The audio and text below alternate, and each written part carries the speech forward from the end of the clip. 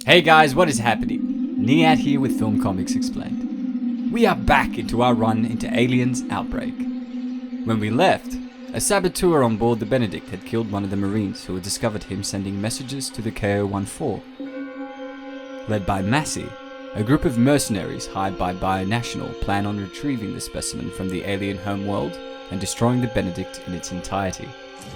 Back on Earth, Bionational had stumbled upon a survivor who they found in space with a facehugger attached. The alien eventually burst out and was captured to reveal that it was actually a queen. We return to find that the queen is laying eggs. The process is described as being parthenogenic, meaning that it is a natural form of asexual reproduction in which the growth and development of embryos occurs without fertilization. We are told that the queen seems to only live to reproduce. The marketing branch of Bionational has told them to hold off on further tests until they can put together a promotional campaign. It is explained to us that even with the secrecy, the company's investment ratings have doubled. Ostro tells us that the organic weapons program is going to revolutionize the industry. They have no idea what they are dealing with here. We get back to the Benedict to see that Newt is looking off into space, viewing some weird wavy distortions. Bueller approaches and tells her that it's an optical illusion. He says that the gravity drive is so powerful that it is bending the light of the stars. He says hello before asking to sit next to her. Another Marine called Ramirez comes up to her and says that Hicks must have thought a lot of Newt if he was willing to stow her away and risk his military career. And Newt tells him that they have an understanding. He replies by saying that he bets they do, suggesting they are having sexual relations. Bueller gets up and attacks him, before telling Ramirez to knock it off. Bueller then shows Newt around the ship. He introduces her to the sleeping quarters and the armory. He hands her one of the blasters, asking if she's ever been around these before. She says once, when she was little. Newt tells us that at first she was unsure what his intentions were, as no one had ever shown interest in her before. But she began to understand that he was like her, in that he was alone. We're beginning to see something developing between the two. Newt tells us that Hicks had given her a schedule of administrative duties to keep her occupied during the voyage. She explains that his hatred of the aliens was burned inside him, like an open flame, and was all that sustained him. Bueller has placed his hands in Newt's when Hicks enters and asks if the private has any business at the station. Newt asks what was wrong with him, and Hicks tells her that he saw what he was doing and that it was going to stop. And Newt walks off, saying that she was not a child anymore. We find that Newt and Bueller have been using an unused storage unit behind the engine compartment to meet up as often as they could. Newt tells him that sometimes she feels frightened, like she was still 8. Bueller tells her that it's nothing to be ashamed of and says that he is frightened by how he feels for her, as we see them kissing. They look out into space, as Newt tells us that the aliens destroyed her life once. She couldn't stop them then, but states that she could stop it from happening again. We return to Pintar, the technician. He appears to have been released after his torture. He was able to deceive them and make them think that it was actually somebody else that was working the cell. We then see him banging on Salvage's door. A woman opens it and welcomes him in, but he pushes her out of the way and asks, where is he? It is explained that Salvage's vision had tapped into something primal. As his message spread, the devoted sought him out. Pintar opens a curtain to reveal Sal. He tells him that he has seen a real version of the Xenomorph statue he's been worshipping while he was going through the military channels. Sal tells him that they know, as we see that a large congregation has gathered. He tells them what he had seen and noticed that they were all in utter silence and were not surprised. He says it was as if they were expecting him. He then began to understand that the vision had overwhelmed them. Where he was seeing monsters, they were seeing salvation. We return to Bionational. A couple of guards are having a chat while watching the perimeter defenses. One of them notices that the motion sensors have picked up a lady that is walking towards them. The guards speculate whether an executive had forgotten to punch her in. They decide to use a long-range retinal scan, supplemented with a photo ID search. They then begin to pick up movement all over the place. They are about to turn on the automatic defense guns and are distracted by the lady, who unzips her jacket to reveal that she is strapped with explosives. She detonates the bomb, taking a portion of the building with her. The guards inside are armed and ready to engage any trespassers. Pinter tells us that Sauvage's congregation had poured into the bionational complex, and that he was stunned by their power. Guns didn't frighten them. Death didn't frighten them. Nothing mattered to them but the cause. We can see the guards opening fire on the horde, but are overwhelmed by the numbers. Pinter tells us that Sal wanted him to see everything. Even in the midst of all the blood and death, he had felt it important that he believed. They enter the lab with the Queen. We are told that she watched them passively, hovering over her children protectively.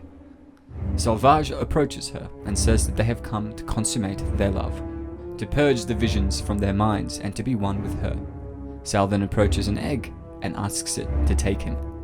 We are told that the smile quickly turned into a scream as the creature attached itself to his face. Pinter tells us that this was the first time that Sal understood the true meaning of sacrifice. Ostro sees the incursion on the monitors and assumes that they are trying to either take her away or destroy her. One of the guards tells him that they are under attack and that they have lost contact with the ground security, who are all dead.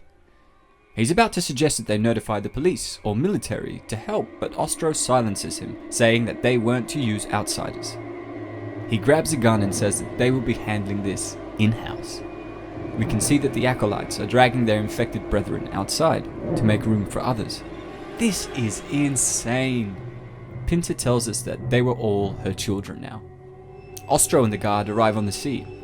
He tells one of the infected that the Queen is his as he shoots his face through the facehugger. The two are shooting everyone that they can as Ostro tells them the life form patterns belong to the company. Pinter informs us that the Queen began to scream at the sight of her children dying.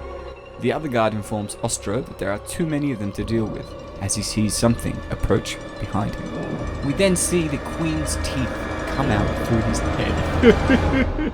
Ostro looks at her and tells her to understand that they would never hurt her. She uses her tail to smack him to the ground.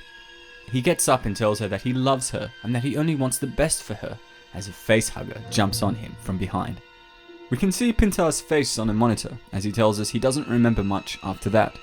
The security police had quarantined the building and found him inside.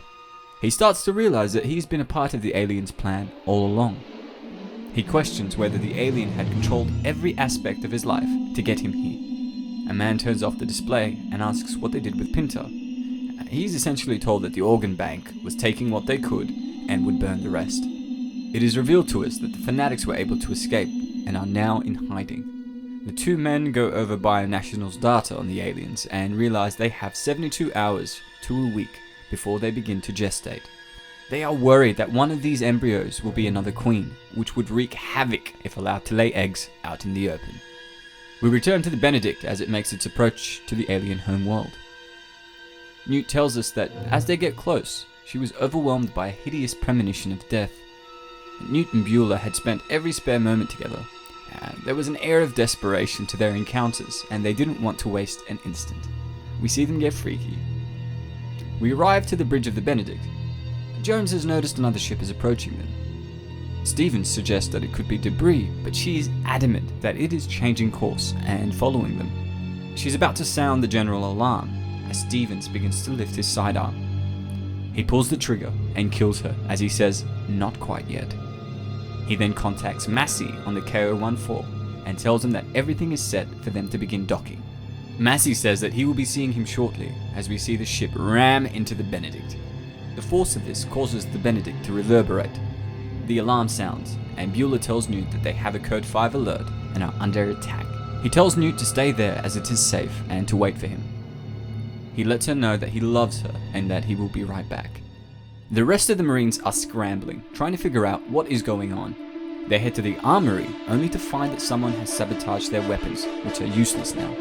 They are freaking out as Stevens asks the crew to report to the loading bay immediately. When we arrive there, we can see that the whole crew has been incapacitated. Hicks is being restrained and he calls Stevens a traitor. He asks what happened to Easley and if he caught him transmitting a message. Stevens tells him to get off it and that he didn't care about the Marines any more than Stevens. Massey tells Hicks that the Marines are safe for now as they still need an alien specimen. Stevens is shocked to hear that they will be using the Marines as bait. Massey walks over to him and says that he doesn't like him. He says that he doesn't mind his greedy men, but can't stand traitors, even if they are on his side. as you never know when they might turn. Stevens tells him that he needs him before Massey executes him. He orders his men to prepare the dropships for landing and says that they are going hunting. Newt has been watching the situation play out through the air vents. She tells us that her first instinct was to hide, just as she did on LV-426. She explains that's what the enemy was depending on. She says that human or alien, they rely on our fear to endure. She defiantly says no, as she begins to pull one of the vents open. She tells us that it explained the resilience of the aliens. Newt goes on to say that they don't understand fear, or anything beyond their own existence, and she essentially needed to become like them to survive, as we see her crawling through. And that is the end of Volume 4, The Aliens Outbreak. I'm curious to hear your thoughts and opinions in the comments below. If you enjoyed the video, don't forget to hit like and to subscribe to stay up to date on all my content. I'm Niat with Film Comics Explained. Thanks for stopping by.